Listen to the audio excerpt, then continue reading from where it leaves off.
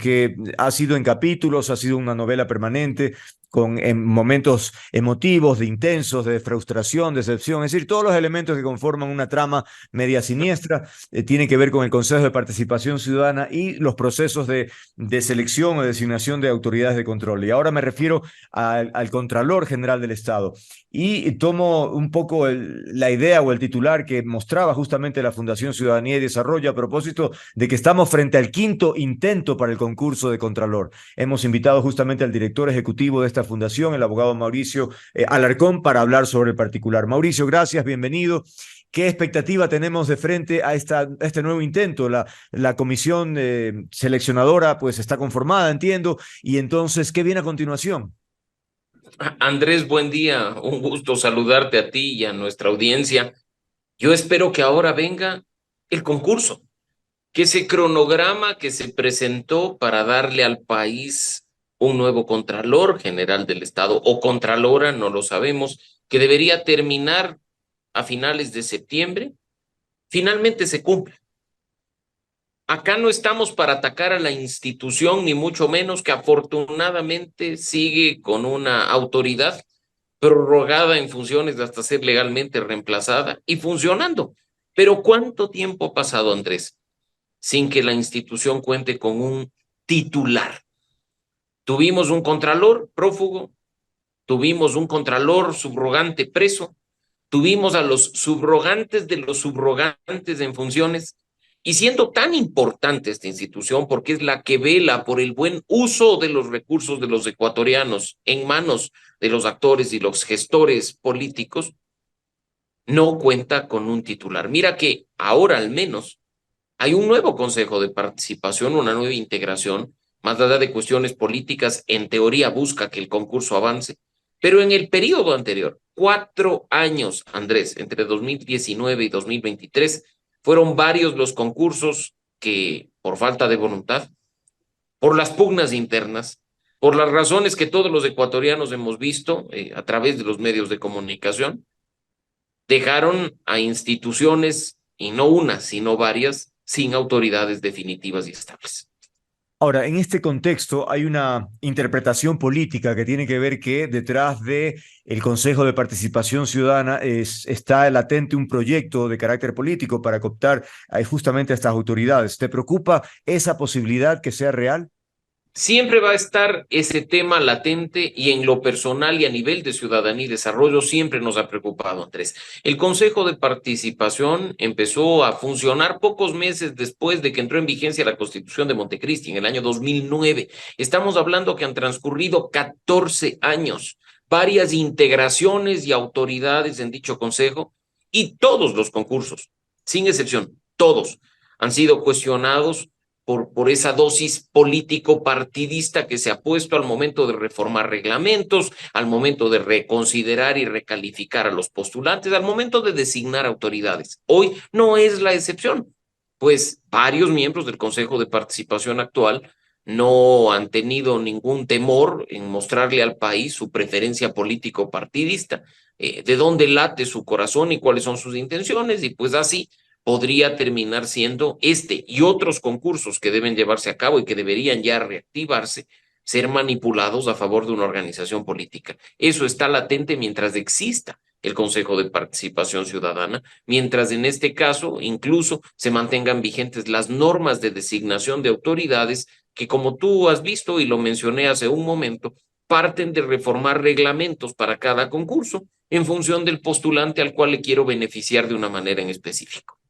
Hay un elemento rondando sobre este particular que tiene que ver con la denuncia presentada en el Tribunal de lo Contencioso por la participación tanto del titular Vera del Consejo de Participación como Marcela Guiñaga, que podrían eventualmente provocar incluso la destitución. ¿Eso cómo impactaría en este proceso o debería simplemente proseguir? ¿Qué pasaría allí?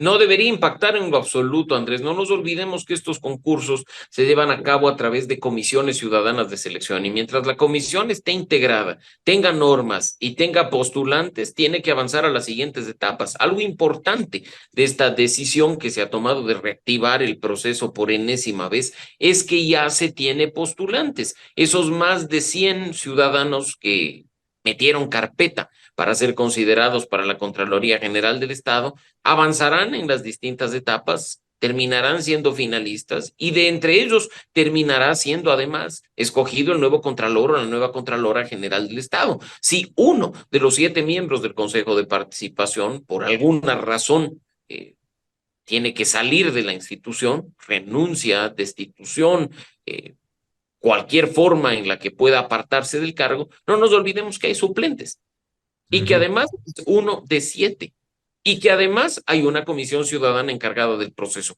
Así es que esa eventual salida o ese eventual proceso que hoy se encuentra en manos del Tribunal Contencioso Electoral no debería afectar en lo absoluto lo relativo a los concursos públicos. Ya estamos atrasados un poco en el cronograma porque entre el 29 y 30 de junio debía ya convocarse, la comisión debía solicitar al Pleno del Consejo para que convoque a este escrutinio público e impugnación ciudadana, que es un paso importantísimo, ¿no? Y no solo, insisto, Andrés, en este concurso. Es importante, por supuesto, la designación de Contralor, pero no nos olvidemos que el país no cuenta con un defensor público nacional, general, de manera estable. Seguimos con un defensor encargado. Tampoco cuenta con un defensor del pueblo, titular permanente, también está encargado. No se ha renovado ni el Consejo Nacional Electoral ni el Tribunal Contencioso Electoral de manera parcial. Y pues así son varias las deudas de esta institución con el país y con los ecuatorianos. Ojalá, de nuevo, los cronogramas estén ahí para ser respetados, no para ser burlados. Ojalá las normas estén ahí para ser aplicadas, no para ser reformadas a conveniencia. Y sobre todo, que a pesar de que ya durante 14 años, insisto, se ha presentado al país concursos manipulados y designaciones a dedo, esta sea más bien una oportunidad para demostrar que se puede hacer las cosas de manera distinta. Ojalá ese Consejo de Participación Ciudadana, esas comisiones ciudadanas de selección, nos tapen la boca a quienes somos sus críticos y le den al país autoridades de calidad, con méritos suficientes, con experiencia suficiente, pero sobre todo con integridad y con ética en el ejercicio del cargo. De cara al futuro, Mauricio, me pregunto, ¿cuál es la salida para el Consejo de Participación Ciudadana? Porque sabemos hay una tendencia en el sentido de decir que no es una entidad eficiente, ni apunta, ni ha logrado los objetivos que se ha planteado de ser ciudadana y por lo tanto no se justifica su existencia. ¿Cuál sería la ruta para seguir en esa línea? Habemos varios que hemos sido promotores de la iniciativa de que el Consejo de Participación desaparezca, y no me refiero ni a recoger firmas, ni mucho menos, sino a este tipo de espacios en la opinión pública, decir que el Consejo no tiene razón de ser ni de existir, es producto de una novelería, de una organización política en el proceso constituyente, con el único objetivo de blindar procesos de designación de autoridades bajo la excusa o el disfraz de la promoción de la participación ciudadana. 14 años en los que hemos visto más de lo mismo, 14 años en los que hemos visto procesos manipulados, así es que el punto de partida sería la desaparición del Consejo. Ahora bien, Andrés, tú sabes que conforme las iniciativas que se han concretado en la materia y los precedentes dictados por la Corte Constitucional, esto no sería posible sino a través de un proceso constituyente.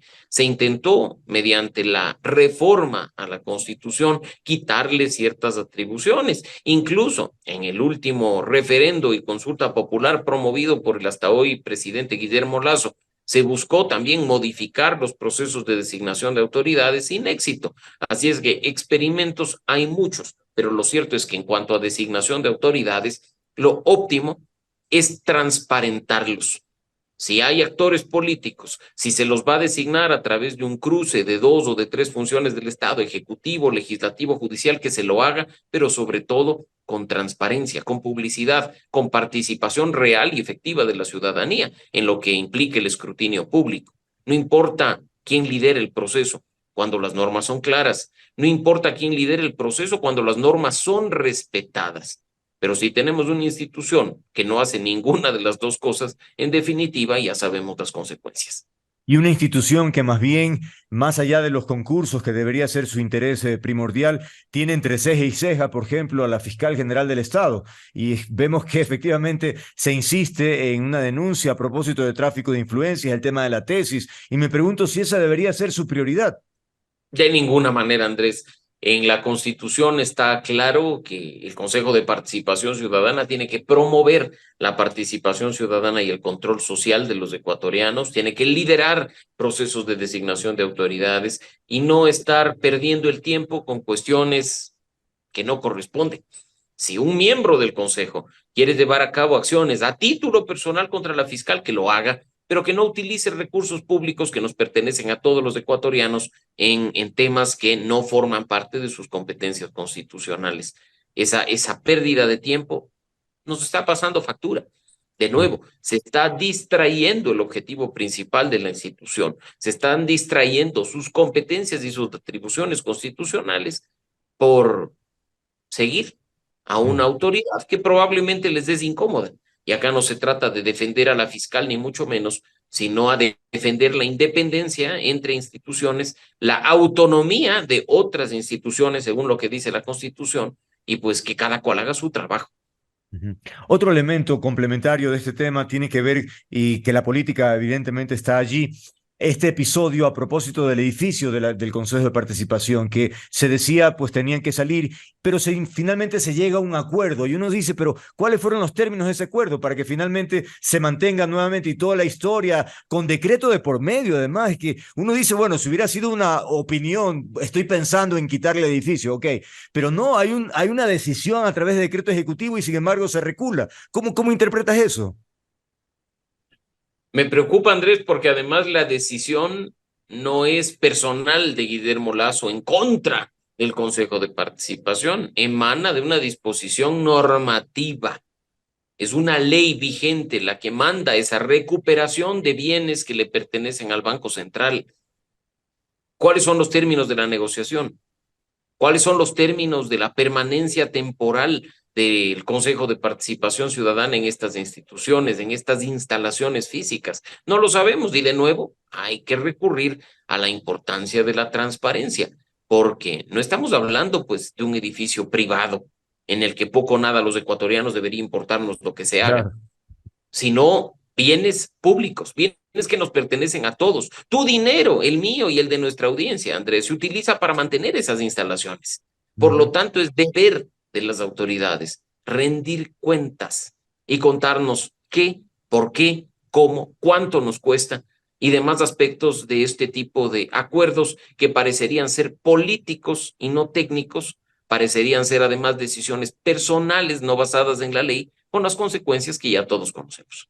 Y ya que estamos hablando de eso, sigamos en la línea de transparencia y la comunicación. ¿Cómo observas? Ya me separo un tanto del tema, pero es que me interesa tu opinión a propósito de la comunicación. Hemos hecho algunos esfuerzos para, por ejemplo, tener a la titular de la Secretaría de Comunicación, pero vaya que no es su fuerte la comunicación, parecería, porque es que no se la escucha, ¿no? Entonces, realmente me pregunto, ¿comunicas asertivamente el gobierno sobre lo que quiere, sobre lo que es la política, en fin, no sé? Andrés, los funcionarios públicos, las autoridades, tienen que rendir cuentas de manera permanente a la ciudadanía. Y los medios de comunicación y espacios como este son un canal adecuado para hacerlo. Hacerlo, claro. Hay que recordar también que las autoridades, cuando lo son, no deben actuar a título personal, pues están cediendo parte de su vida particular, de su individualidad, para ponerla al servicio del país. Si a una autoridad le cae mal Andrés del Mono López, pues problema de esa persona, pero no por ello va a privar a su audiencia de una rendición de cuentas, de contar lo que está haciendo en la gestión pública. Ese es un grave error que se repite en todos los gobiernos sin excepción. Creer que solo hay que ocupar los medios de comunicación para los periodistas que a uno le botan flores o que son amigos o que son aliados o que son de la tendencia. Estos espacios de rendición de cuentas son vitales. Y en ese sentido, ojalá que no solo el gobierno actual en los 2 meses que le queda, sino el gobierno entrante de transición en el año y medio que va a disponer, acuda a este tipo de espacios. Ujú. No es necesario que el presidente. Pueden ser los ministros de Estado, deben ser los ministros y los secretarios. Claro, claro. Rindan cuentas, comuniquen a la ciudadanía. No es difícil. Pregunta final y retomo el tema del Consejo de Participación Ciudadana porque se me escapaba un tema que tiene que ver ya con el sistema de calificación, porque siempre está este segmento de subjetividad a propósito de que de pronto tiene una nota, pero por arte de magia aparece con otra y mucho mejor. Eso genera suspicacia y no hay mucha transparencia también en ese tema, Mauricio. Lo importante, Andrés, es que en este tipo de concursos, y vamos a referirnos al del Contralor en particular, Ujú. entregue a la ciudadanía toda la información disponible de los postulantes, que las hojas de vida sean públicas, que sean de fácil acceso, que tú puedas entrar a la web del Consejo de Participación Ciudadana, a la sección de concurso de Contralor y ver quiénes son los más de 100 postulantes que están en carrera por el cargo, descargar sus hojas de vida, ver cuáles son los respaldos, incluso no por un tema de calificación, sino para ver si efectivamente lo que consta en esas carpetas es verdad.